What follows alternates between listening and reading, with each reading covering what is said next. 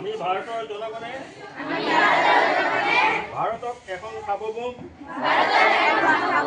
সমাজবাদী ধৰ্মনিৰপেক্ষ লোকতান্ত্ৰিক গণৰাজ্য ৰূপে গঠন কৰিবলৈ তথা ইয়াৰ সকলো নাগৰিকৰ বাবে সামাজিক অৰ্থনৈতিক আৰু ৰাজনৈতিক ন্যায় চিন্তা অভিব্যক্তি বিশ্বাস ধৰ্ম আৰু উপাসনাৰ স্বাধীনতা প্ৰতিটো প্ৰতিষ্ঠা আৰু সুযোগৰ ক্ষমতা লাভ কৰিবলৈ আৰু তেওঁলোকৰ সকলোৰে মাজত ব্যক্তি মৰ্যাদা তথা জাতীয় ঐক্য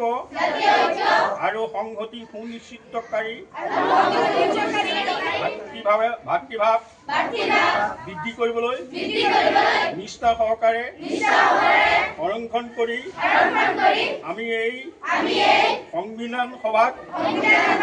আজি 1949 চনৰ নৱেম্বৰ মাহৰ ষষ্ঠবিংশ দিৱসত এই সংবিধান গ্ৰহণ কৰিছো। অধিনিয়মিত কৰিছো আৰু নিজকে অৰ্পণ কৰিছো।